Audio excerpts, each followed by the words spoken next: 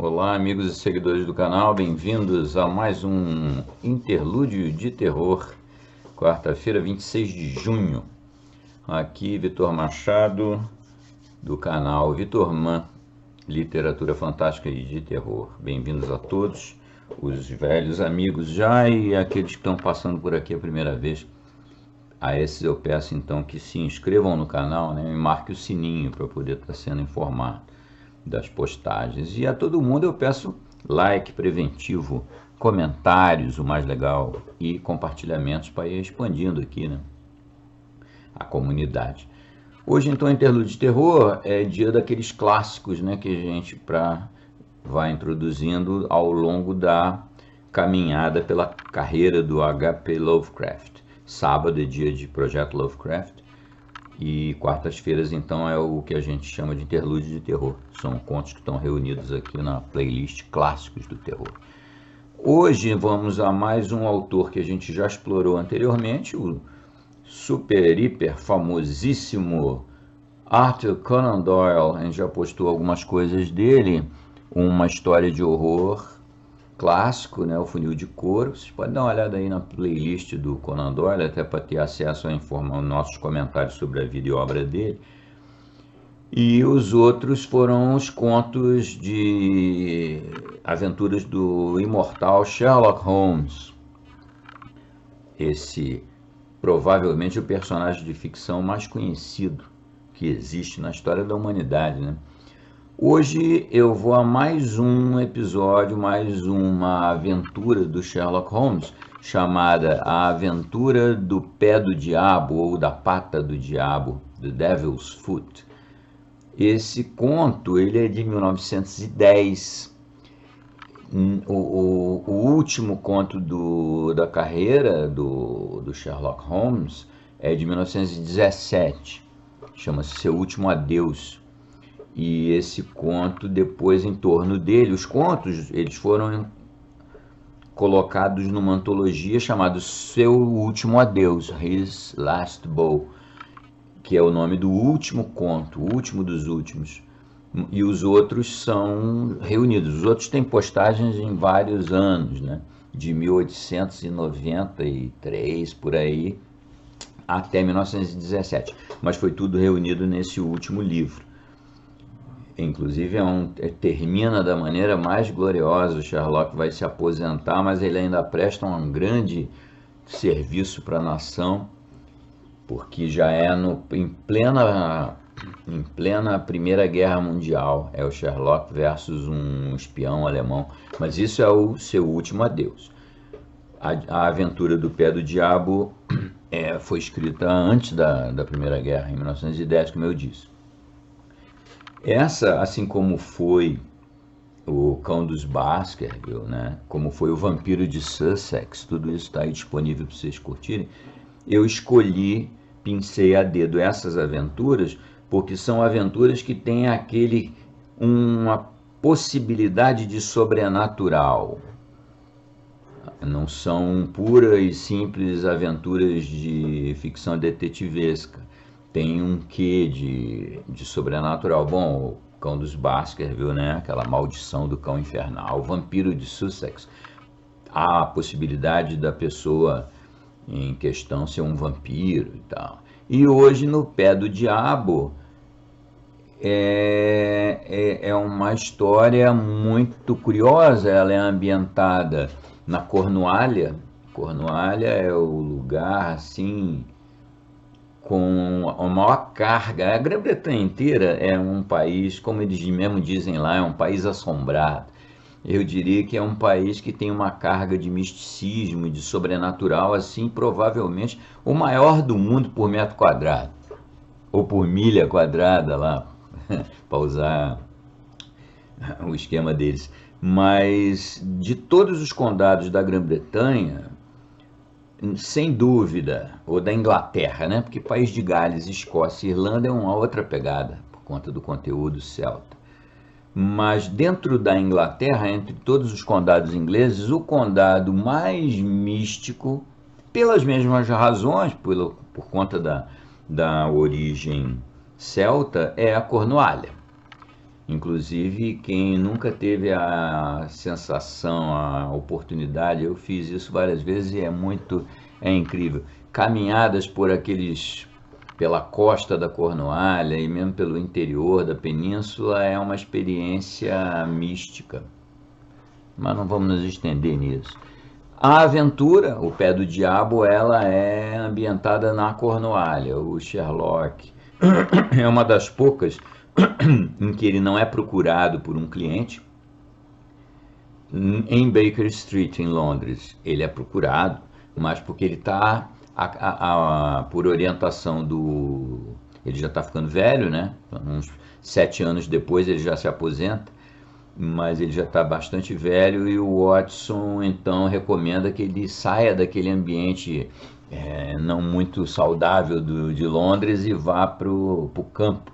E ele vai para Cornualha, justamente, está passando férias lá, mas as aventuras procuram ele, né? Então acaba que ele é procurado por um padre e um homem lá por conta de um episódio, num primeiro momento, assim, inexplicável e que possivelmente fundado no sobrenatural, que é esse O Pé do Diabo.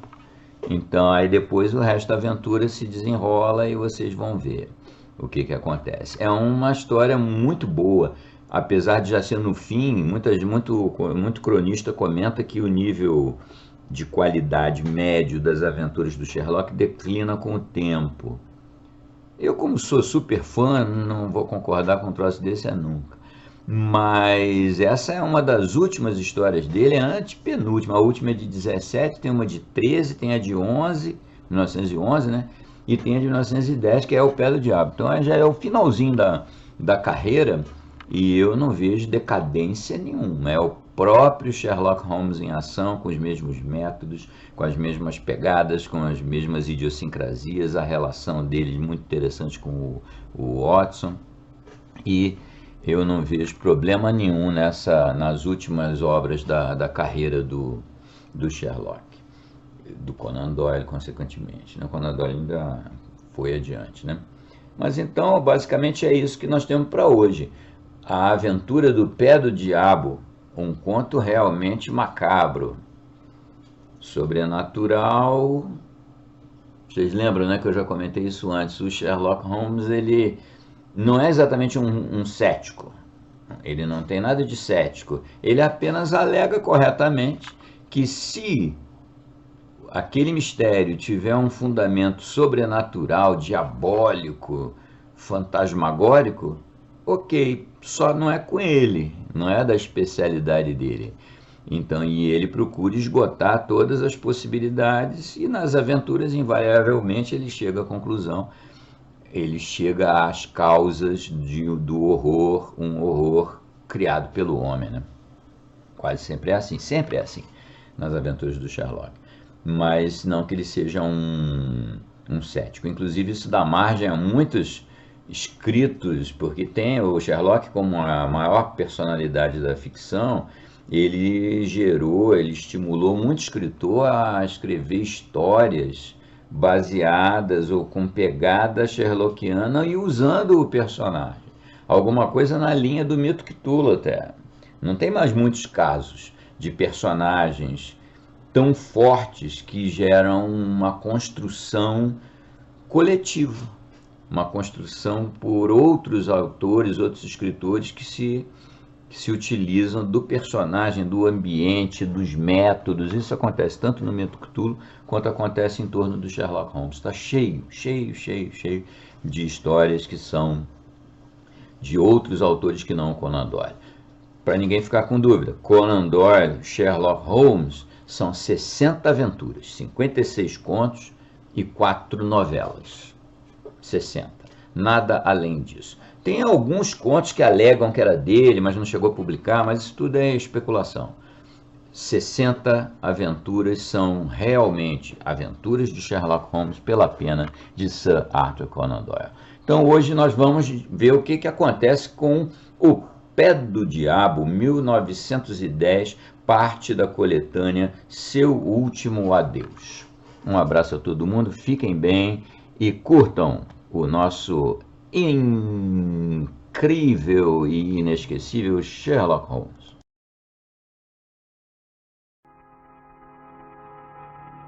O Pé do Diabo, 1910, Sir Arthur Conan Doyle. Parte da coletânea O Último Adeus de Sherlock Holmes. Ao notar de tempos em tempos algumas das curiosas experiências e interessantes recordações associadas à minha longa e íntima amizade com Sherlock Holmes, defronto-me a miúde com as dificuldades oriundas de sua invencível ojeriza a todas as formas de publicidade. O seu espírito ríspido e rabugento nutriu sempre o mais profundo desprezo ao aplauso popular, e nada o divertia mais, ao término de um caso habilmente deslindado, que reverter o mérito do êxito a qualquer agente oficial e ouvir com um sorriso irônico o coro geral de congratulações indevidas.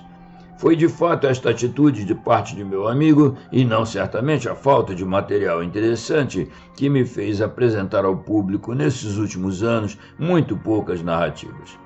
Minha participação em algumas de suas aventuras constituiu sempre um privilégio que me obrigava à máxima discrição. O leitor poderá imaginar, portanto, a minha surpresa ao receber na última terça-feira um telegrama de Holmes. Jamais ele se dá ao trabalho de escrever cartas quando lhe é possível expedir telegramas. Concebido nos seguintes termos: por que não dar à publicidade o horrível mistério de Conan, o caso mais estranho que já tive em mãos?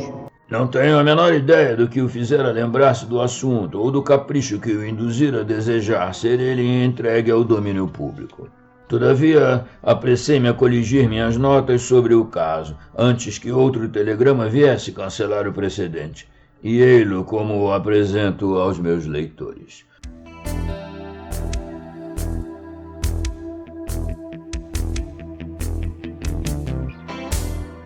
Foi na primavera do ano de 1897 que a férrea constituição de Holmes havia começado a revelar alguns sinais de fraqueza diante do trabalho constante e duríssimo.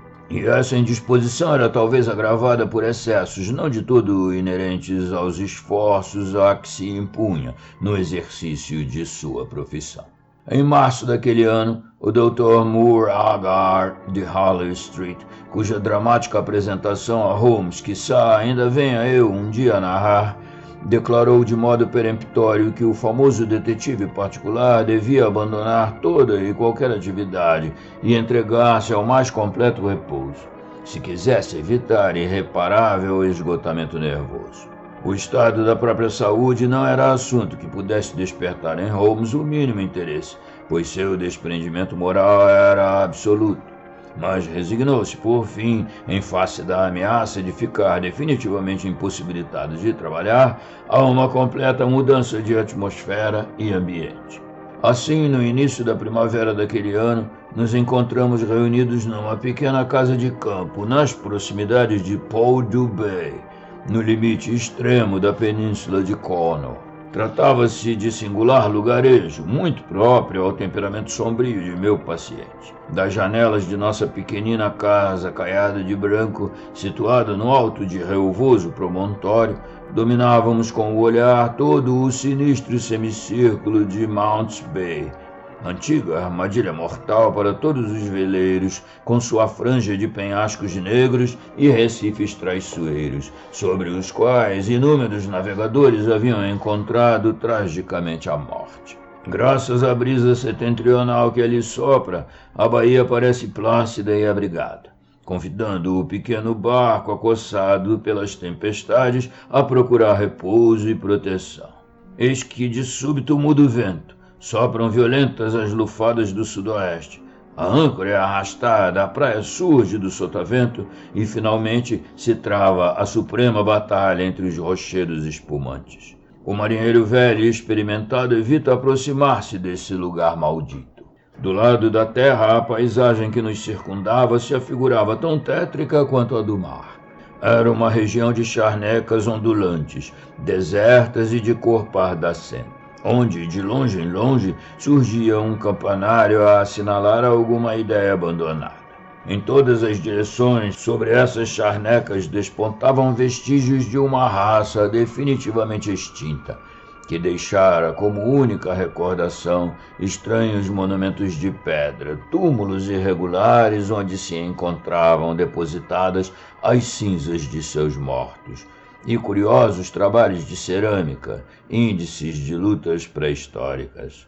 O fascínio e o mistério desse lugar, com sua atmosfera sinistra de nações desaparecidas, exerciam influência sobre a imaginação de meu amigo. E ele passava grande parte do tempo em longos passeios e solitárias meditações pelos campos áridos. O antigo dialeto de Cornwall também lhe havia prendido a atenção, e recordo-me de ter ele concebido a ideia de certa afinidade com o caldeu, a qual derivava dos traficantes de estanho fenícios. Holmes recebera uma encomenda de livros de filologia e preparava-se para desenvolver essa tese quando, de inopino, para minha tristeza e sua indisfarçável delícia, nos vimos envolvidos naquela terra de sonhos por um problema mais emocionante, mais atraente e infinitamente mais misterioso do que os que nos haviam obrigado a abandonar Londres.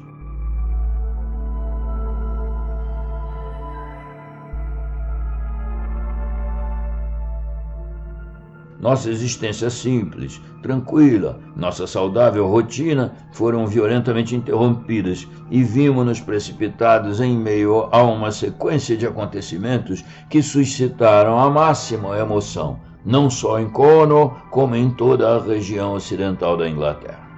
Muitos de meus leitores talvez se lembrem do que veio a ser chamado na ocasião o horrível mistério de Cornwall, se bem que a imprensa londrina houvesse chegado a uma narrativa por demais incompleta dos fatos.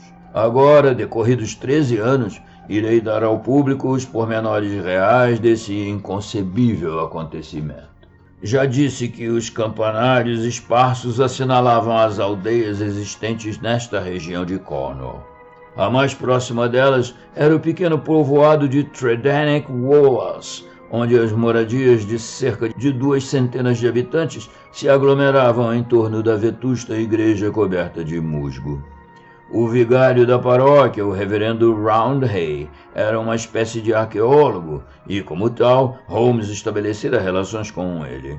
Homem de meia-idade, majestoso e afável, era dotado de notável bagagem de erudição quanto a fatos locais. A seu convite, fôramos tomar chá na sede da paróquia, e lá ficáramos conhecendo também o Sr. Mortimer Tregennis, cavalheiro independente, que ajudava o vigário a aumentar seus parcos recursos, hospedando-se em sua casa vasta e desordenada.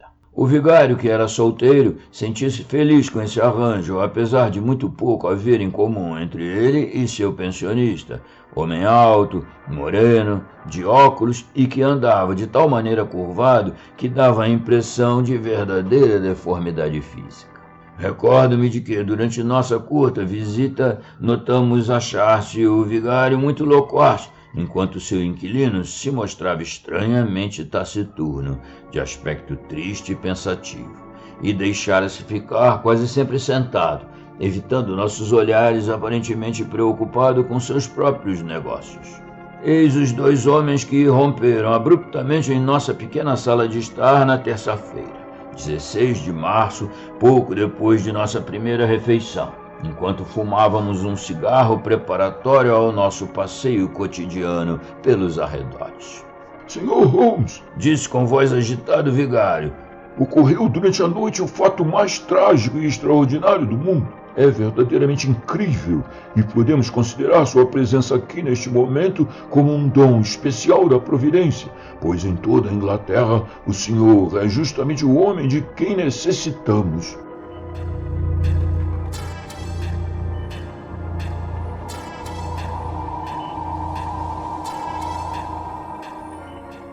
Encarei o importuno vigário com um ar de poucos amigos.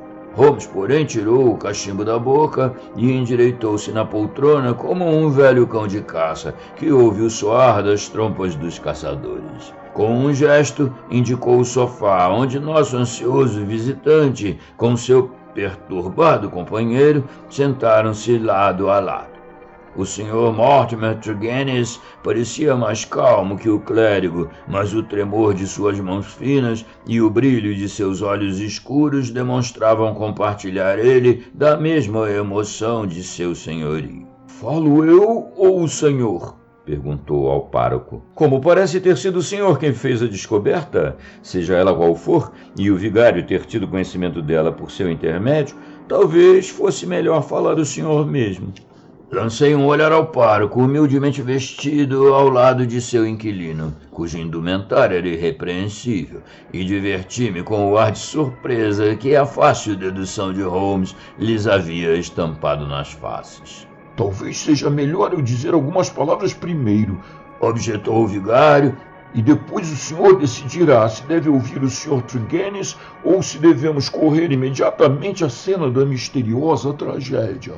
Devo explicar-lhe que nosso amigo aqui presente passou a noite de ontem em companhia de seus 2 irmãos, Owen e George, e de sua irmã Brenda, na casa deles em Tredennick Water, situado junto à velha cruz de pedra, em meio à planície.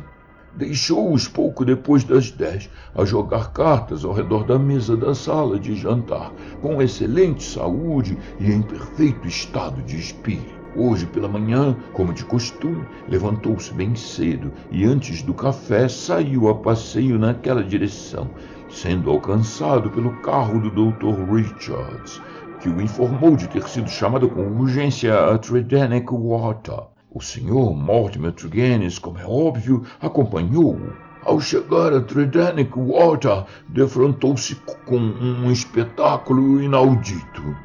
Os 2 irmãos e a irmã achavam-se sentados à mesa, exatamente como os havia deixado, com as cartas ainda espalhadas à sua frente e as velas gastas até o fim. A irmã jazia rígida, morta na cadeira, enquanto a seu lado os 2 irmãos riam, gritavam e cantavam, completamente fora de si. Todos 3, a morta e os 2 dementes, traziam estampada nas fisionomias a expressão do mais intenso horror, um esgar de pavor horrível de presenciar. Não havia o menor sinal da presença de alguém na casa, com exceção da Sra. Porter, a velha cozinheira e governante, a qual declarou ter dormido a sono solto e nada ter ouvido durante a noite. Nada fora roubado ou remexido, e não existe nenhuma explicação da qual tivesse sido o evento que pudesse ter apavorado uma mulher a ponto de causar-lhe a morte e feito 2 homens normais perderem completamente juízo. Esta é, em resumo, a situação, Sr. Holmes. Se puder ajudar-nos a esclarecê-la, terá realizado uma grande obra.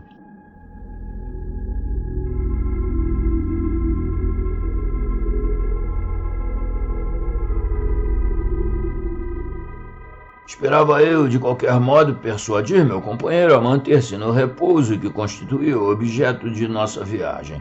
Bastou-me, no entanto, um olhar ao seu rosto atento e às suas sobrancelhas contraídas para compreender serem vãs todas as minhas súplicas.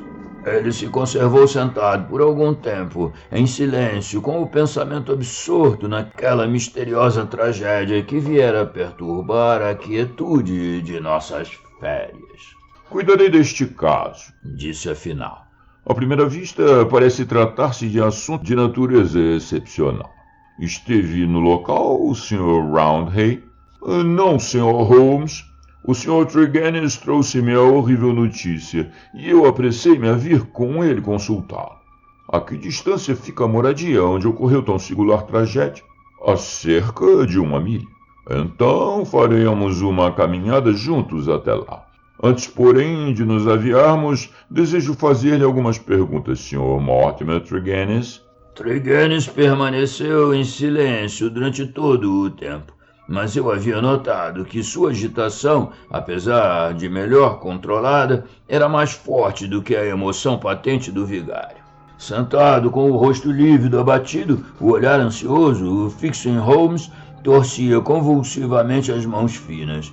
Seus lábios descorados tremiam ao ouvir a descrição da pavorosa tragédia que desabara sobre sua família, e os olhos escuros pareciam refletir ainda o horror da cena que haviam contemplado. Pergunte-me o que quiser, Sr. Holmes, respondeu prontamente. É-me penoso falar a respeito deste assunto. Não obstante, contar-lhe-ei tudo o que sei. Descreva as ocorrências da noite passada. Pois bem, Sr. Holmes, sei lá, como o vigário já disse, e meu irmão mais velho, George, propôs, após a ceia, jogarmos uma partida de whist. Começamos a jogar por volta das 9 horas. Eram 10:15 quando me despedi. Deixei-os sentados à mesa, todos muito alegres. Quem o acompanhou até a porta? A senhora Porter já se havia deitado, por isso saí sozinho, fechando a porta do vestíbulo atrás de mim. A janela da sala em que se encontravam estava fechada, mas a cortina achava-se aberta. Hoje cedo não percebi nenhuma mudança, tanto na porta como na janela, e nada fazia supor que um estranho tivesse podido entrar na casa. E todavia lá estavam meus irmãos, enlouquecidos de terror, e Brenda, morta, com a cabeça pendente sobre o braço da cadeira. Enquanto for vivo, jamais poderei esquecer aquela visão dantesca. Os fatos, tais como o senhor os narra, são realmente extraordinários, observou Holmes. Pelo que me acaba de dizer, concluo que não encontra explicação para eles. Foi obra do demônio, Sr. Holmes, do demônio! Exclamou Mortimer Tregennis. Não é coisa deste mundo. Algo deve ter surgido naquela sala, capaz de lhes apagar das mentes a luz da razão. Por meios humanos, seria impossível realizar tal coisa.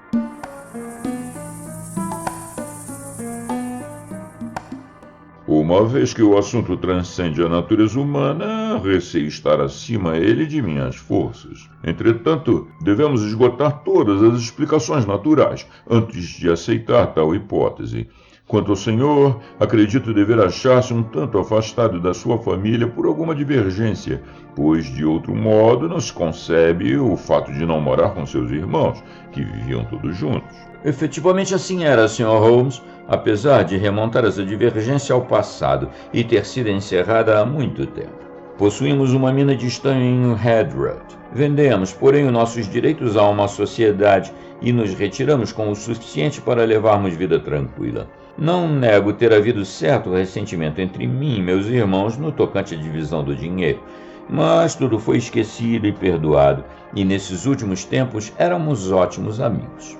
Retornando à última noite que passaram juntos, não se recorda de nada que possa eventualmente lançar alguma luz sobre a tragédia? Pense bem, Sr. Tregennis, pois o mais tênue fio da meada ser-me-á de grande auxílio. Não me recordo em absoluto de nada, Sr. Holmes. Seus irmãos achavam-se em seu habitual estado de espírito? Nunca os vi tão satisfeitos. Eram pessoas nervosas? Mostravam-se apreensivos como quem receia qualquer perigo iminente? Não. Nada mais pode acrescentar então que me sirva de ajuda?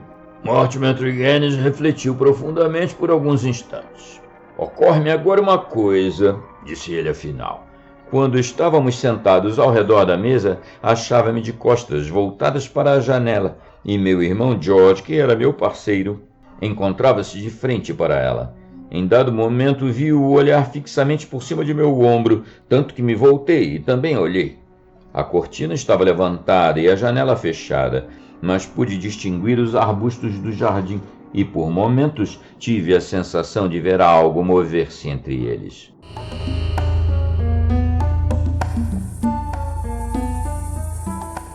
Não saberia dizer se era homem ou animal, mas imaginei ser qualquer coisa. Quando perguntei a meu mano o que ele estava olhando, sua resposta coincidiu com a minha impressão. É tudo quanto lhe posso dizer. Os senhores não procuraram investigar? Não demos maior valor ao incidente. O senhor, por conseguinte, saiu de lá sem o menor presságio funesto. Exatamente. Ainda não compreendi bem como veio a saber do sucedido a uma hora tão matinal. Sou muito madrugador e habitualmente saio a passeio antes do café. Esta manhã apenas me pus a caminho, fui alcançado pelo médico, que passou por mim de carro. Contou-me que a velha senhora Porter o mandara chamar com urgência por um menino. Saltei para o carro e prosseguimos viagem juntos. Logo que chegamos lá, entramos na sala trágica. As velas e o fogo deviam ter se apagado muitas horas antes, e eles haviam permanecido sentados na escuridão até o romper da manhã. Declarou o médico que Brenda devia estar morta há pelo menos 6 horas. Não vimos o mínimo sinal de violência. Jazia apoiada sobre o braço da poltrona, com pavorosa expressão de terror no rosto. George e Owen cantarolavam trechos de canções e se agitavam como 2 enormes macacos. Deus meu, que horror! Não pude resistir ao espetáculo e o próprio médico estava branco como uma folha de papel. Chegou mesmo a cair sobre uma cadeira com uma espécie de vertigem e por pouco não tivemos de tratar dele.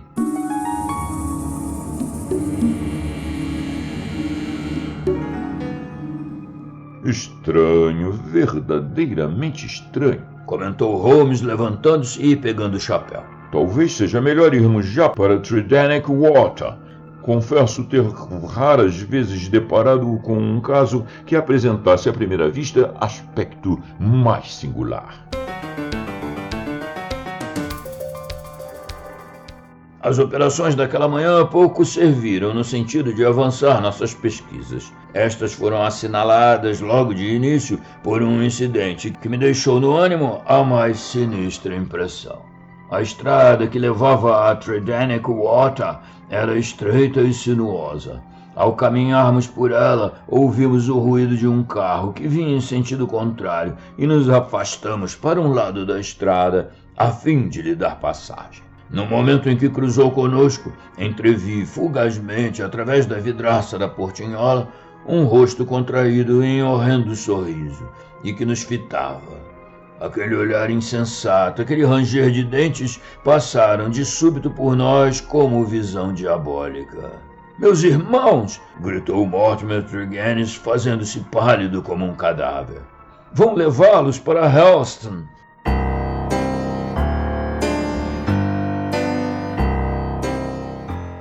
Acompanhamos com olhos esgazeados a carruagem negra, que desaparecia rapidamente à nossa vista. Volvemos em seguida aos passos para a casa fatídica, cujos ocupantes haviam encontrado tão estranho destino. Era uma habitação grande e clara, mais vila do que simples casa de campo, circundada por vasto jardim que, graças ao ar ameno de Cornwall, já se encontrava coberto de flores primaveris. A janela da sala de estar dava para este jardim, e por ela, segundo as declarações de Mortimer Tregennis, devia ter entrado aquela coisa demoníaca que em rápido instante transtornara a mente de seus irmãos por simples efeito de horror.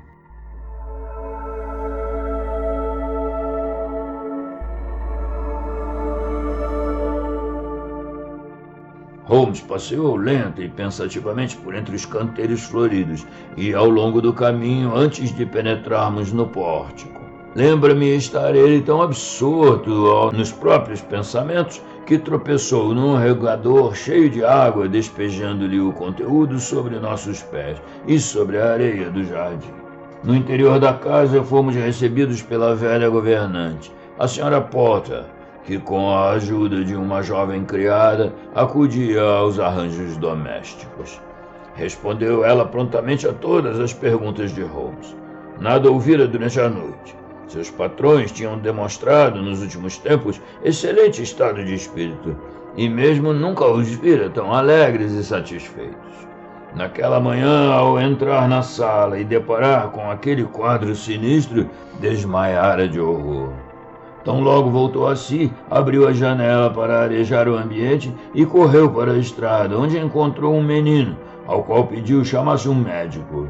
Se quisessem ver a senhorita Brenda, ela se encontrava no leito, no andar superior. Foram necessários 4 homens robustos para colocar os 2 irmãos no carro do hospício. Não queria ficar nem mais uma noite na casa. E, naquela mesma tarde, iria juntar-se à sua família em St. Ives. Subimos as escadas e examinamos o cadáver. Brenda Tregennis fora uma jovem belíssima, se bem que já tivesse atingido a idade madura. Seu rosto moreno, de linhas perfeitas, era encantador, mesmo na morte, mas ainda se percebiam nele sinais de convulsão, que constituíra sua última emoção terrena. Do quarto da extinta, descemos para a sala de estar, onde se verificara a incrível ocorrência. Ainda se amontoavam na lareira as cinzas do fogo da noite anterior.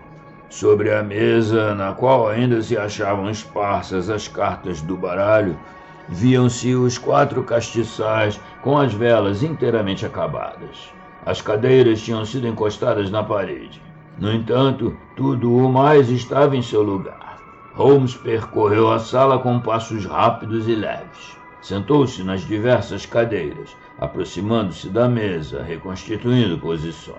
Verificou quanto do jardim poderia ser visto do interior. Inspecionou o pavimento, o teto, a lareira. Entretanto, nem por um momento notei nele aquele súbito brilho do olhar e aquela contração dos lábios que me teriam feito pressagiar ter ele entrevisto um raio de luz naquela densa treva. Por que o fogo estava aceso? Indagou em certa ocasião. Costumavam acender sempre a lareira nesta sala, mesmo numa noite de primavera? Mortimer Tregennis explicou que a noite tinha estado fria e úmida. Por esse motivo, haviam acendido o fogo após sua chegada. O que pretende fazer agora, Sr. Holmes? Perguntou. Meu amigo sorriu e pousou-me a mão no braço. Creio, Watson, que irei voltar aos velhos hábitos de intoxicar-me com tabaco, o qual você tantas vezes, e com muita razão, tem condenado. Os senhores vão permitir que voltemos para nossa casa, pois não acredito que se nos possa apresentar aqui algo de novo. Vou meditar sobre os acontecimentos, Sr. Tregennis, e se me ocorrer qualquer coisa, comunicar-me-ei imediatamente com o senhor e com o vigário. Por ora, desejo a ambos um bom dia.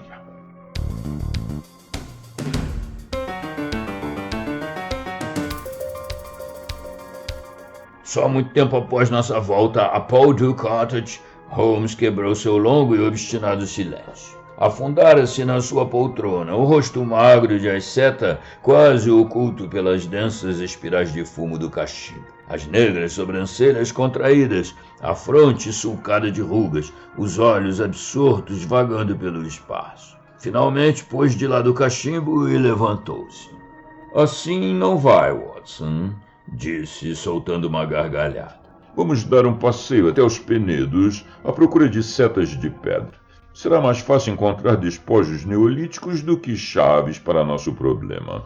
Fazer o cérebro trabalhar sem material suficiente é o mesmo que exigir de uma máquina o que ela não pode dar. Ela se reduz a pedaços.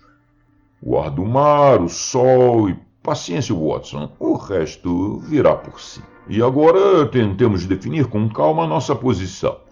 Prosseguiu enquanto margeávamos os Penedos. Procuremos firmar solidamente o pouquíssimo que sabemos, de modo que possamos colocar nos devidos lugares os novos dados que surgirem. Antes de mais nada, suponho que nenhum de nós está disposto a admitir intrusões diabólicas em questões humanas, não é? Principiemos por afastar da ideia essa eventualidade. Muito bem. Restam assim 3 pessoas atacadas com crueldade, consciente ou inconscientemente por um ser humano. Deste modo, estamos pisando terreno seguro. Ora, quando se verificou isso? Presumindo ser verdadeira a narrativa do Sr. Mortimer Tregennis, tal fato sucedeu logo após ele ter saído da sala. Esse ponto é importantíssimo. A presunção é de que o incidente ocorreu poucos minutos depois. As cartas ainda se achavam espalhadas sobre a mesa. Já havia passado a hora em que eles costumavam deitar-se. Todavia, não tinham mudado de posição, nem afastado as cadeiras da mesa. Repito, portanto, o fato deve ter se verificado logo após a partida de Tregennis e antes das 11 horas da noite. A primeira coisa que devemos fazer é seguir, tanto quanto nos for possível, todos os passos que Mortimer Tregennis deu depois de ter deixado a sala. Nisso não encontraremos dificuldade alguma e parece-me que seus movimentos estão acima de qualquer suspeita. Você conhece bem os meus métodos e naturalmente compreendeu o expediente da água algo desajeitado do regador, pelo qual obtive de seu pé uma impressão mais clara do que seria permitido obter por outro meio qualquer. O caminho arenoso e úmido reteve-a de forma perfeita. Como você deve lembrar-se, a noite passada também foi úmida e não me foi difícil, tendo conseguido um modelo, descobrir-lhe as pegadas em meio às outras e acompanhar-lhe os movimentos. Ele parece ter se afastado rapidamente na direção da casa do vigário. Ora, se Mortimer Tregennis desapareceu da cena e alguém de fora pôde exercer sua influência letal sobre os jogadores de cartas, como podemos estabelecer a identidade dessa pessoa? E como foi possível criar em torno aquelas 3 desgraçadas figuras tão mortífera atmosfera de horror? A senhora Porter está isenta de qualquer suspeita, é evidentemente inofensiva. Existem provas de que alguém subiu à janela do jardim e, por meios ignorados, horrorizou os 3 irmãos a ponto de enlouquecê-los?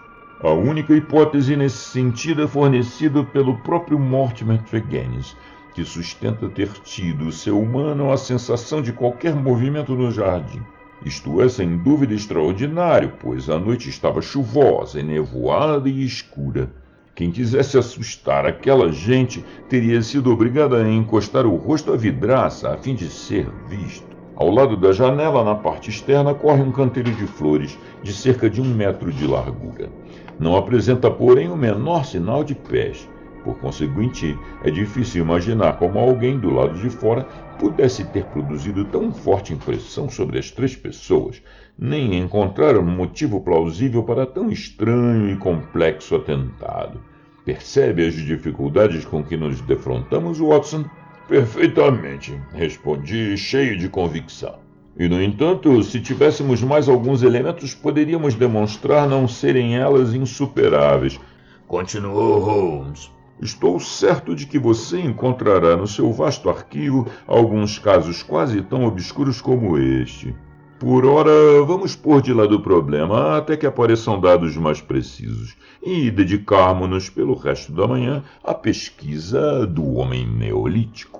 Já me referi muitas vezes à faculdade de meu amigo de esquecer momentaneamente as coisas que o preocupam, mas nunca o admirei tanto como naquela manhã de primavera em Cornwall, na qual, durante 2 horas, discorreu a respeito dos celtas, pontas de flechas e fragmentos de cerâmica, com grande desembaraço, como se nenhum mistério sinistro aguardasse dele uma solução. Só à tarde, de volta a casa, tornamos a falar do assunto. Uma visita achava-se à nossa espera, e não foi preciso ninguém dizer-nos de quem se tratava. Aquele vulto enorme, o rosto duro e sulcado de rugas, o olhar arrogante, o nariz aquilino, os cabelos grisalhos que quase vasculhavam o teto da sala, a barba, loura nas pontas e branca junto aos lábios, salvo as manchas de nicotina deixadas pelo eterno charuto. Todos esses traços eram bem conhecidos, tanto em Londres como na África, e só podiam pertencer à formidável personalidade do Dr. Leon Sterndale, o célebre explorador e caçador de leões.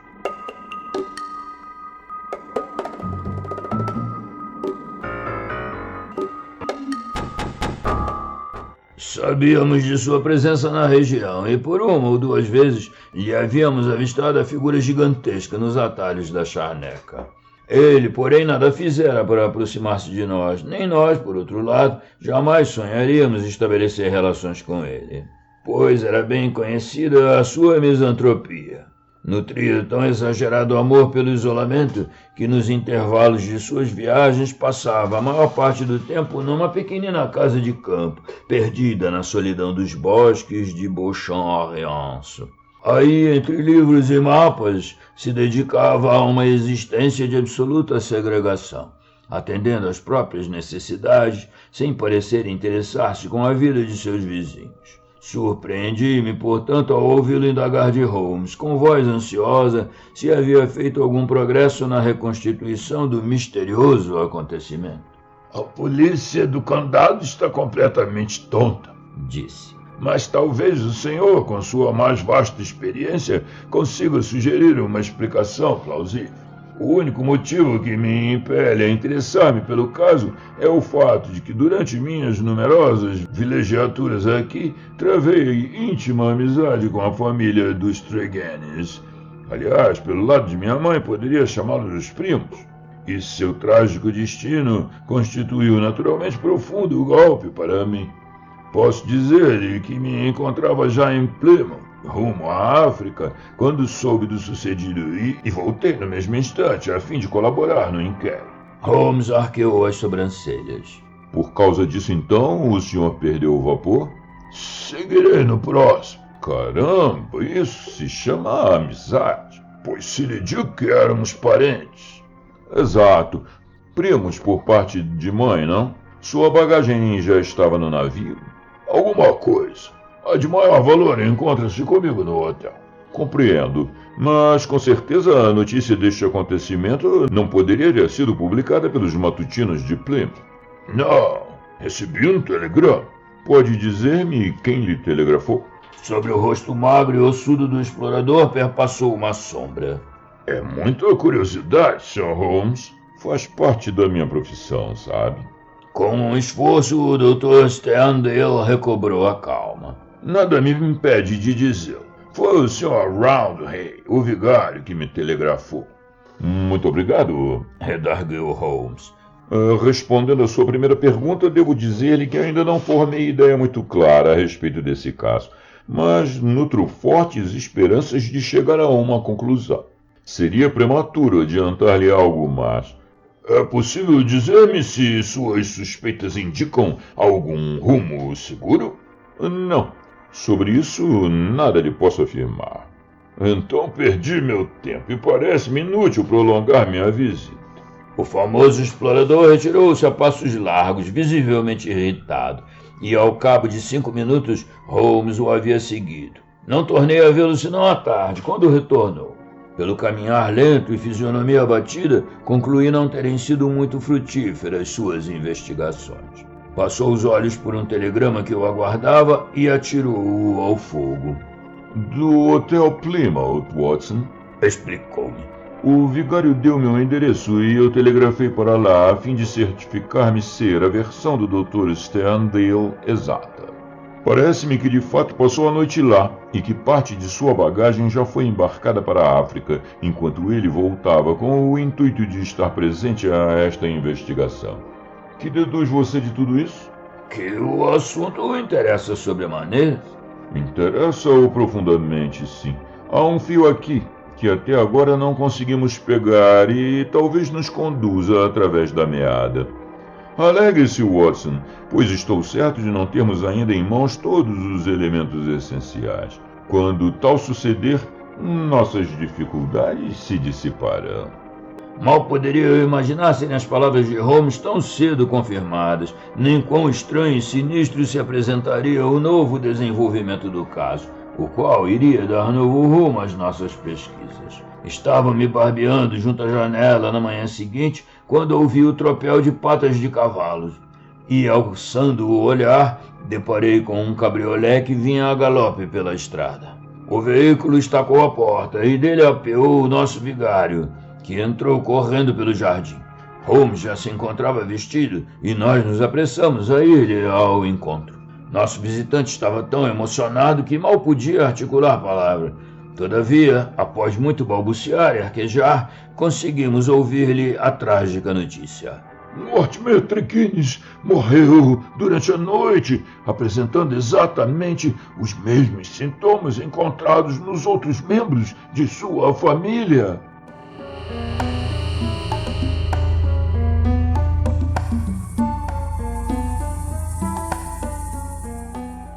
Pode levar-nos em seu carro? Certamente. Nesse caso, Watson, adiaremos nossa refeição. Estamos ao seu inteiro dispor, Sr. Roundhay. Vamos depressa, antes que alguém entre no aposento e tire alguma coisa do lugar. Tregennis ocupava 2 quartos superpostos num ângulo da casa. O do andar térreo servia de sala de estar. O de cima era o dormitório. As janelas de ambos davam para um campo de croquet junto ao edifício. Havíamos chegado antes do médico e da polícia, de modo que tudo se achava em seu lugar. Desejo descrever a cena exatamente como ela se nos apresentou naquela nevoenta manhã de março, cuja impressão jamais se me apagará da memória. A atmosfera do quarto estava incrivelmente sufocante, e estaria ainda mais irrespirável se a criada que tinha entrado antes não houvesse escancarado a janela. Isso talvez pudesse atribuir-se a um lampião que se encontrava aceso no centro da mesa. Junto a esta achava-se sentado morto, reclinado na poltrona, a barba rala apontada para a frente, os óculos empurrados para a testa, o rosto trigueiro e magro voltado para a janela e contraído no mesmo espasmo de horror que transtornara as feições de sua pobre irmã. Os membros convulsos e os dedos crispados pareciam indicar que morrera num verdadeiro paroxismo de medo. Estava vestido, ainda que houvessem sinais de que o fizera às carreiras.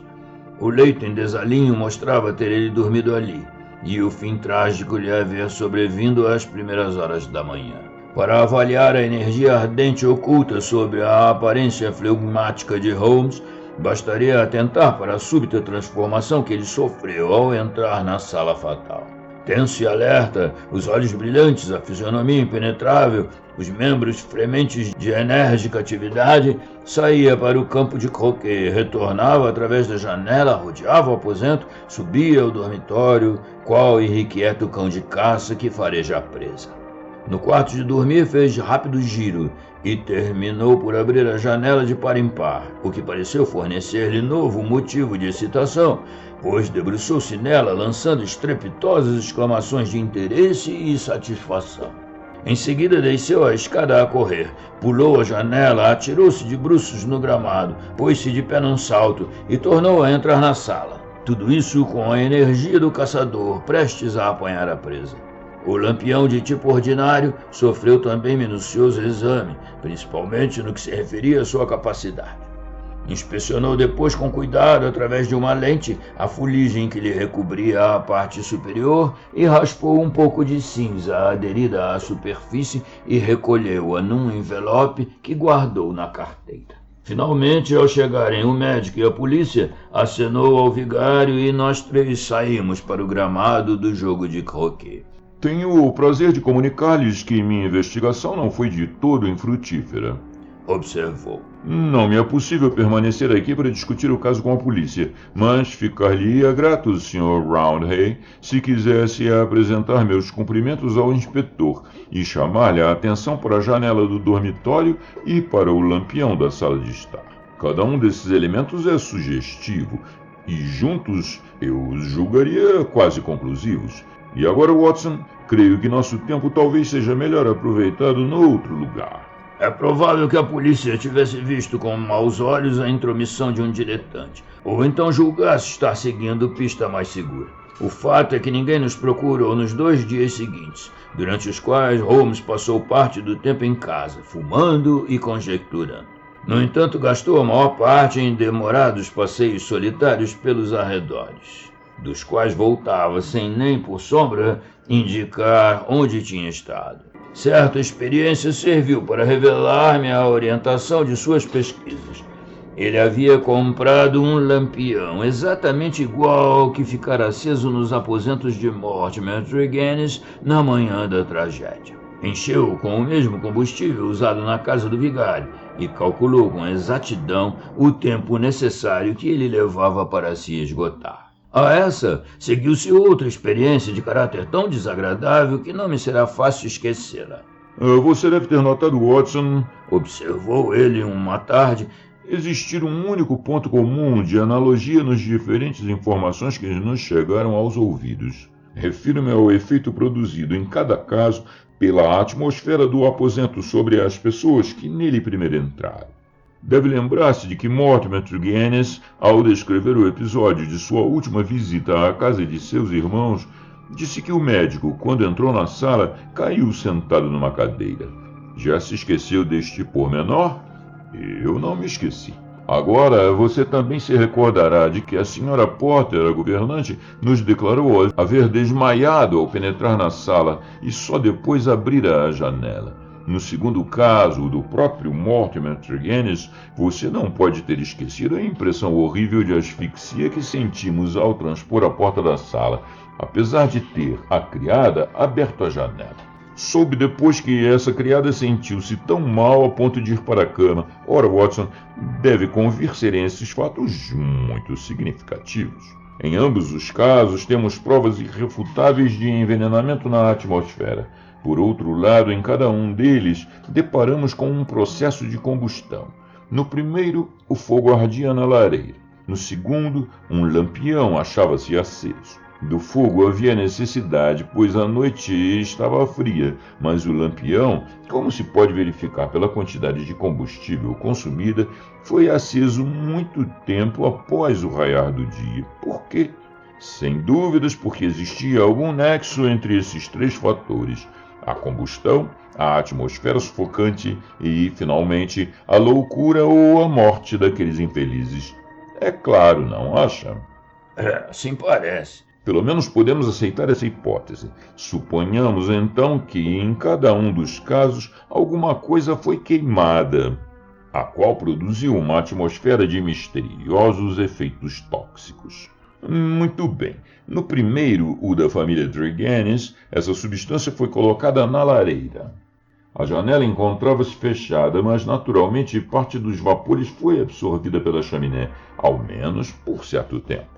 Por isso, deveria imaginar-se que os efeitos do veneno fossem menores do que no segundo caso, em que houve menor escapamento para a fumaça deletéria. Os resultados parecem indicar ter sido isso sucedido, pois, no primeiro evento, apenas a mulher, presumivelmente dotada de organismo mais sensível, encontrou a morte, enquanto os outros apresentaram um fenômeno de loucura temporária ou permanente, a qual é a evidência o primeiro estágio provocado pela droga. No segundo caso, o resultado foi total. Por conseguinte, os fatos tendem a confirmar a hipótese de um veneno que atua por combustão. Baseado neste raciocínio, era natural que procurasse no quarto de Mortimer Tregennis qualquer traço dessa substância. É claro que o primeiro objeto que inspecionei foi a coberta do lampião. E, de fato, nela encontrei certa quantidade de uma cinza escamosa, tendo ao redor dos bordos uma franja de pó castanho, que ainda não fora de todo consumida. Como você viu, recolhi metade desse pó e coloquei num envelope. Por que apenas metade, Holmes? Não é de meu temperamento, caro Watson, dificultar as investigações da polícia oficial. Costumo deixar-lhes todas as provas que encontro. Se possuírem habilidade para descobri-lo, boa parte do veneno ainda lá se encontra. E agora, Watson, vamos acender o nosso lampião. Tomaremos, no entanto, a precaução de abrir a janela, a fim de evitarmos a morte prematura de 2 dignos membros da sociedade. Você sentar-se-á numa poltrona junto a ela, a menos que, como pessoa de bom senso, se recuse a tomar parte nessa experiência. Prefere ver como isto tudo vai terminar? Eu estava certo de que conhecia bem o meu Watson. Colocaria esta cadeira em frente à sua, de modo que possamos ficar ambos a igual distância do veneno e face a face. Deixaremos a porta entreaberta. Cada um de nós está em posição que permite observar o outro e pôr fim à prova se os sintomas se revelarem alarmantes. Está entendido? Muito bem. Tiro então o nosso pó do envelope, ou o que dele resta, e o ponho sobre o lampião aceso. Pronto. E agora, Watson, sentemo-nos e aguardemos os acontecimentos. Estes não se fizeram demorar. Mal me havia sentado, principiei a sentir um odor sufocante, almiscarado, sutil e nauseante. À primeira baforada, perdi todo o domínio do cérebro e da imaginação. Nuvem espessa e negra baixou-me sobre os olhos, e eu tive a intuição de que ela trazia em seu bojo, invisível ainda, mas prontamente a saltar diante de meus sentidos dominados pelo pavor, tudo quanto havia de vagamente horrível, de monstruoso e infinitamente perverso no mundo. Formas indistintas revoluteavam e flutuavam em meio à escuridão da nuvem, cada uma delas trazendo em si a ameaça ou a advertência de alguma coisa iminente, o aparecimento de algo tão pavoroso cuja sombra, de per si só, bastaria para fulminar minha alma. Fiquei gelado de horror. Senti os cabelos arrepiaram-se, os olhos saltarem das órbitas, a boca escancarar-se e a língua pender para fora como um pedaço de couro. Era tal tumulto em meu cérebro que tive a impressão de que minha cabeça ia estourar. Tentei gritar e apenas percebi vagamente um rouco coachar, que devia ser a minha voz, mas irreal e infinitamente distante. Nesse momento, num supremo esforço de fuga, irrompi através daquela nuvem de desespero e entrevi o rosto de Holmes, pálido, rígido, petrificado de terror. A mesma máscara que eu vira impressa nas feições dos dois cadáveres. Essa visão deu-me um átomo de lucidez e de força. Saltei da poltrona, atirei os braços em torno de Holmes e com ele precipitei-me cambaleantes para fora da sala.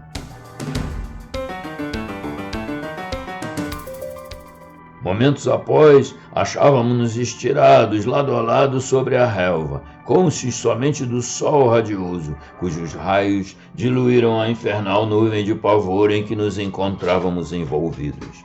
Lentamente ela se alçou de nosso espírito, como a bruma dos pantanais, e assim recuperamos a calma e a razão. Sentamo-nos no gramado, enxugando o suor viscoso de nossas testas e olhando apreensivos um para o outro, como a querer fixar em nossas mentes os últimos traços da espantosa experiência que nos havíamos submetido. Palavra de honra, Watson! Exclamou Holmes por fim, com voz ainda vacilante. Devo agradecer-lhe e ao mesmo tempo apresentar-lhe desculpas.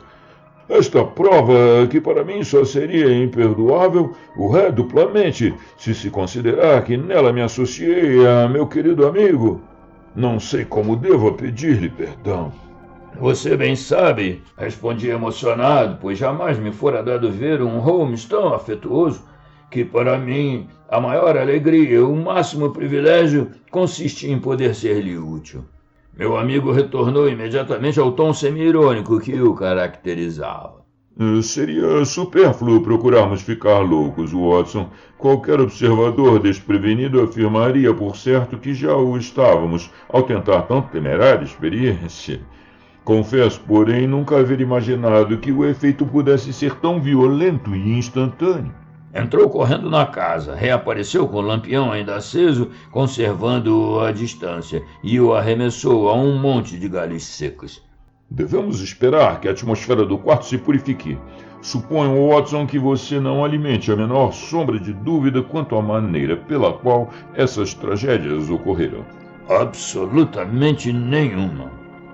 A causa, no entanto, permanece tão obscura como antes. Sentemo-nos debaixo deste caramanchão e discutamos o assunto. Parece-me que aquela maldita droga ainda me aperta a garganta. Somos obrigados a admitir que na primeira tragédia o criminoso foi Mortimer Tregennis, apesar de ter sido ele a vítima na segunda. Não nos esqueçamos da história da briga de família, seguida de apaziguamento. Todavia, não sabemos até que ponto foi o litígio, nem o valor efetivo da reconciliação. Quando evoco Mortimer Tregennis, com aquela cara de raposa matreira, com aqueles olhos redondos e astutos a brilhar por trás dos óculos, não o julgo homem suscetível de perdoar a ninguém. Além disso, você deve recordar-se de que a ideia de um vulto movendo-se no jardim, a qual nos desviou momentaneamente a atenção da causa real do trágico evento, partiu dele. Tinha motivos para nos despistar. E, finalmente, se não foi ele quem atirou esta substância no fogo, na hora em que abandonou a sala, quem mais o poderia ter feito? A coisa sucedeu logo após a partida dele. Se alguma pessoa tivesse aparecido depois, a família ter-se evidentemente levantado da mesa. Por outro lado, neste pacífico condado de Cornwall, não se fazem visitas depois das 10 horas da noite. Podemos supor, portanto, que todos os indícios apontam Mortimer Tregennis como o único culpado. Então sua própria morte foi um suicídio? Bem, Watson, à primeira vista, tal hipótese não se me afigura impossível. Um homem sobre cuja consciência pesa a culpa de haver cometido tão hediondo crime contra a própria família poderia muito bem, levado pelo remorso, infligir a si mesmo idêntico fim.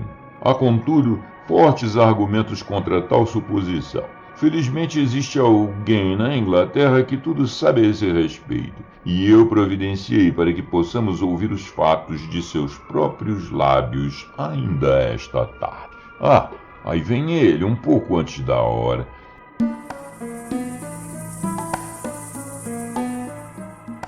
Queira passar por aqui, Dr. Leon Sterndale?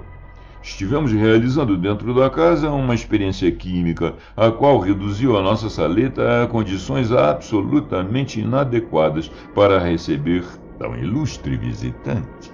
Eu tinha ouvido o ranger do portão do jardim e vira surgir na passagem a majestosa figura do grande explorador africano, que se voltou com certa surpresa para o rústico caramanchão sobre o qual nos achávamos sentados. Recebi há cerca de 1 hora o bilhete pelo qual mandou chamar-me, Sr. Holmes, e por isso aqui estou, apesar de não saber por que devo obedecer às suas injunções. Talvez possamos esclarecer a situação antes de nos separarmos, replicou Holmes. Por enquanto, fico-lhe muito obrigado pela sua cortês aquiescência. O senhor vai desculpar-nos esta recepção ao ar livre, mas meu amigo Watson e eu quase fornecemos mais um capítulo ao que os jornais chamam de O Horrível Mistério de Cornwall. E por ora preferimos a atmosfera mais saudável. Entretanto, como o assunto que vamos discutir o interessa particularmente e de modo assaz íntimo, é melhor que o tratemos em lugar onde ninguém nos possa ouvir. O explorador tirou o charuto da boca e encarou fixamente meu companheiro.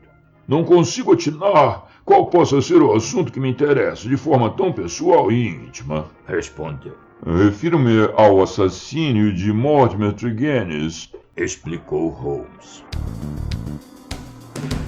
Desejei naquele momento estar armado. O rosto arrogante de Sterndale tornou-se rubro de cólera.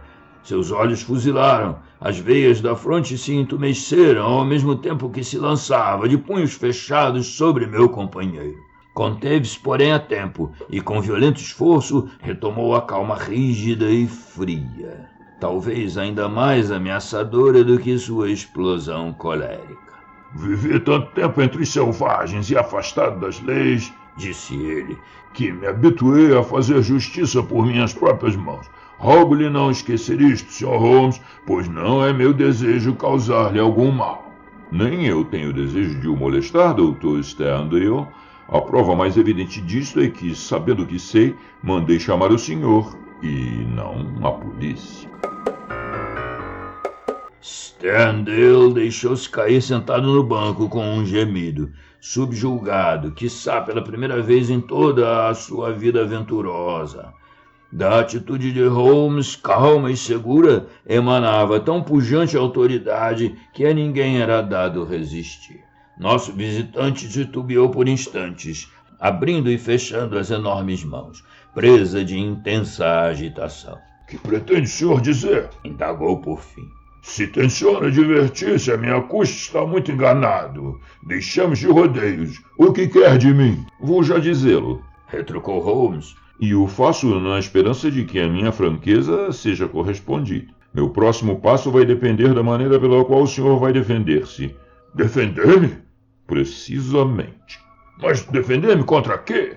Contra a acusação de haver assassinado Mortimer Tregennis.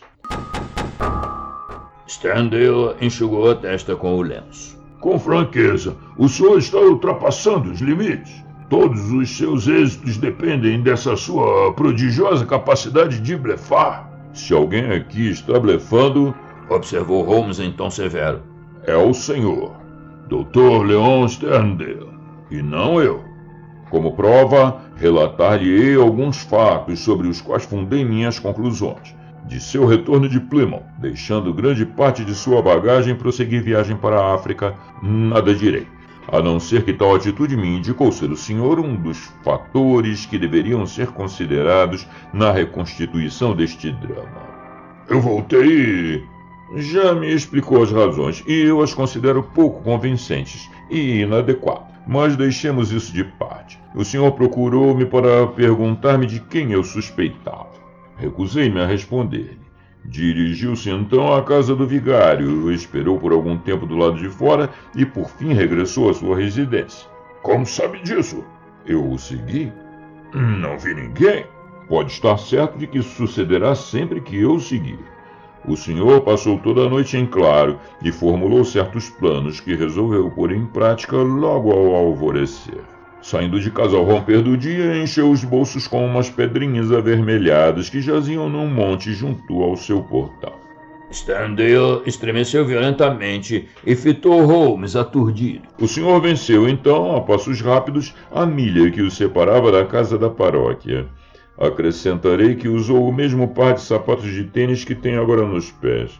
Ao chegar lá, atravessou o pomar e a sebe lateral e colocou-se debaixo da janela do quarto de Tregennis. Conquanto o dia claro, o silêncio dentro da casa era completo. Tirou algumas pedrinhas do bolso e atirou-as contra a janela do pavimento superior. Sterndale pôs-se de pé num salto. Mas o senhor é o diabo em pessoa! Exclamou. Holmes sorriu diante do cumprimento. Foi preciso atirar 2 ou talvez 3 punhados de pedras antes de Tregennis assomar a janela. Pediu-lhe então que descesse. Ele vestiu-se às pressas e veio para a sala de estar. O senhor entrou pela janela. Seguiu-se entre ambos rápido colóquio, durante o qual o senhor ficou andando de um lado para o outro na sala. Saiu em seguida pelo mesmo caminho, fechou a janela e permaneceu no gramado do lado de fora a fumar um cigarro e a observar os acontecimentos.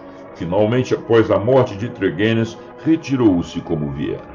E agora, Dr. Sterndale, como justifica tal conduta? E quais os motivos que o levaram a proceder assim? Se tentar lograr-me, por pouco que seja, dou-lhe minha palavra de honra que passarei definitivamente o caso para outras mãos. O rosto do nosso visitante tornou-se lívido ao ouvir essas palavras de seu acusador. Deixou-se ficar sentado por algum tempo, silencioso e pensativo, com o rosto apoiado nas mãos. Por fim, com um gesto impulsivo, arrancou uma fotografia do bolso do paletó e atirou-a sobre a mesa rústica diante de nós. Eis a razão por que fiz isso, explicou. A fotografia reproduzia o busto e o rosto de uma mulher belíssima. Holmes inclinou-se para trás para observá-la. Brenda Tregennis, disse. Sim, Brenda Tregennis, repetiu nosso visitante. Há anos que nos amávamos. É esse o segredo desse meu isolamento em Cornwall, de que toda a gente se admirava. Ele me permitia estar próximo da única criatura que me era cara no mundo. Não podia casar-me com ela, porque tenho esposa que me abandonou há muitos anos e da qual, por culpa das odiosas leis inglesas, ainda não pude divorciar-me. Durante anos Brenda esperou. Durante anos eu esperei.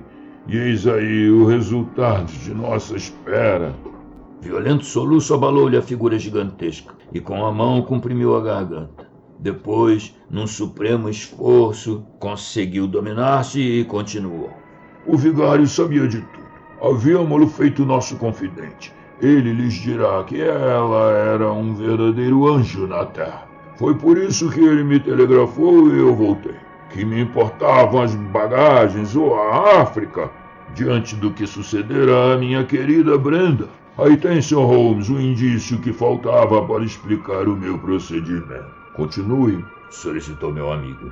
O Dr. Sterndale tirou do bolso um embrulho de papel e depositou-o sobre a mesa. Por fora estava escrito Radix Pedis Diaboli e logo abaixo, num rótulo vermelho, lia-se Veneno.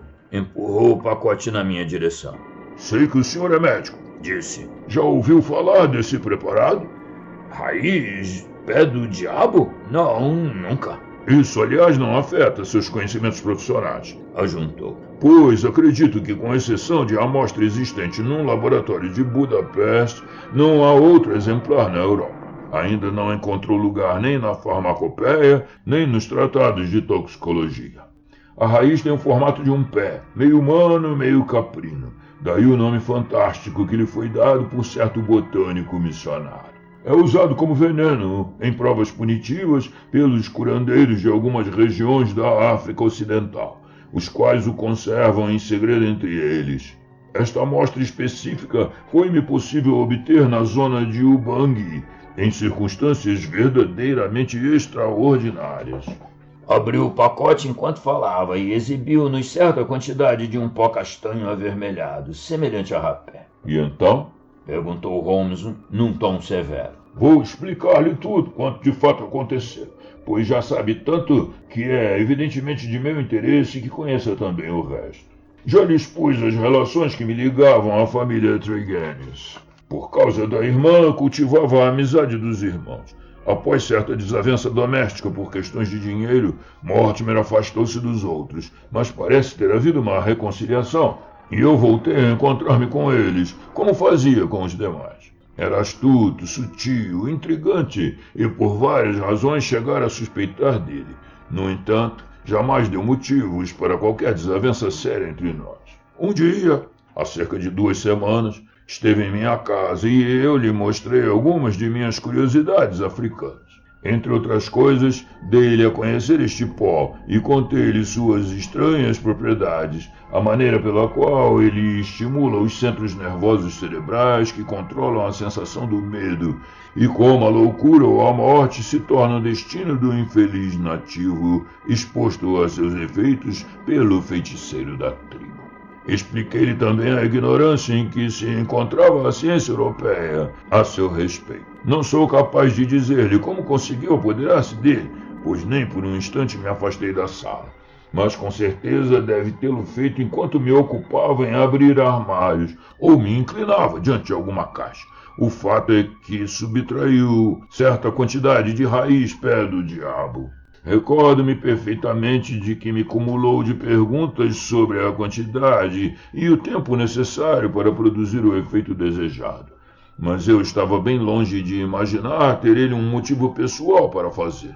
Não cogitei mais do assunto até receber o telegrama do vigário em Plymouth. Aquele monstro supunha achar-me eu em alto mar quando recebesse a notícia e que me perderia durante anos no coração da África. Mas, contra sua expectativa, voltei imediatamente. Como é óbvio, mal me inteirei dos pormenores da tragédia, compreendi ter alguém usado o meu veneno. Procurei então o senhor para ver se por acaso encontrar outra explicação, mas não podia haver outro. Estava convencido de que o assassino era Mortimer Tregennis. Por amor ao dinheiro e talvez com a ideia de que se os demais membros da família ficassem todos loucos, ele assumiria sozinho a tutela do conjunto de bens.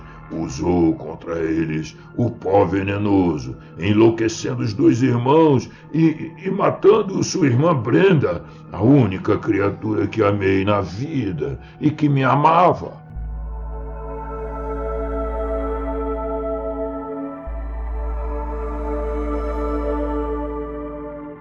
Eis o seu crime.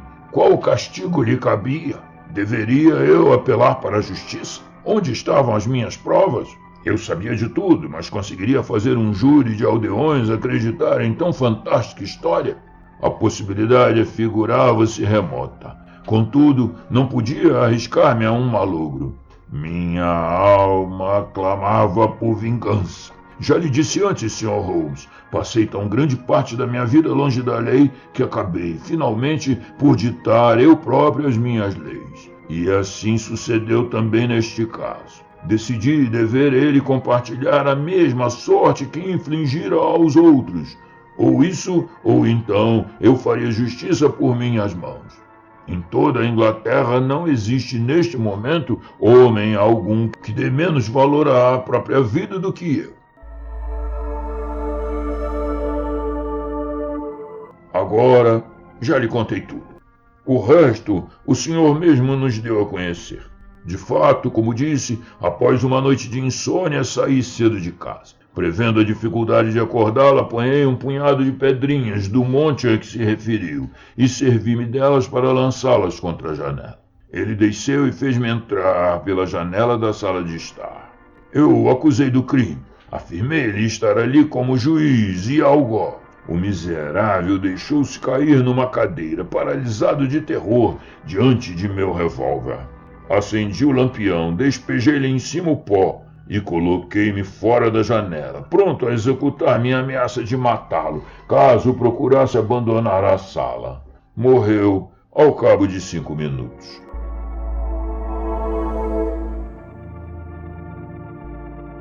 Meu Deus, que morte! Meu coração, porém, estava empedernido, pois Mortimer não sofreu nada que a minha inocente Brenda não tivesse suportado antes dele. Eis a minha história, Sr. Holmes.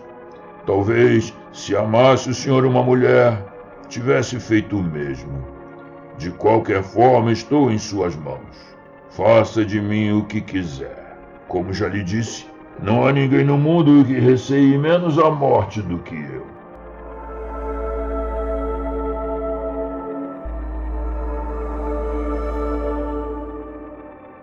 Holmes permaneceu algum tempo em silêncio. Quais eram os seus planos? Perguntou por fim. Tencionava embrenhar-me no centro da África. Meu trabalho ali está apenas a meio. Pois vá terminá-lo. Sentenciou Holmes. Eu, pelo menos, não tenho a menor intenção de impedi-lo. O Dr. Sterndale ergueu seu vulto gigantesco, inclinou-se gravemente e saiu do caramanchão. Holmes acendeu o cachimbo e estendeu-me a bolsinha de fumo. Algumas fumaçadas não deletérias constituirão agradável derivativo, observou. Espero que concorde comigo, Watson, em ser este um caso no qual não devemos interferir. Nossa investigação foi independente, e independente será também nosso modo de agir. Você teria coragem de denunciar este homem? Certamente não, respondi. Nunca amei Watson, mas se amasse e minha eleita houvesse encontrado semelhante destino, teria com certeza agido como nosso intimorato caçador de leões. Quem sabe? Bem, Watson, não quero ofender-lhe a inteligência explicando-lhe o que é óbvio. As pedrinhas encontradas no peitoril da janela estabeleceram naturalmente o ponto de partida de minhas pesquisas. Eram em tudo diferentes das do Jardim do Vigário. Somente quando volvi a atenção para o Dr. Sterndale e sua residência é que vi de onde provinham. O lampião aceso em pleno dia e os resíduos do pó no quebra-luz formaram um encadeamento fácil de seguir. E agora, meu caro, creio que podemos varrer da mente este desagradável assunto e retornar de consciência leve ao estudo daquelas raízes caldaicas cujos vestígios devem ser encontrados com segurança no ramo cornualhês da grande língua céltica. Fim.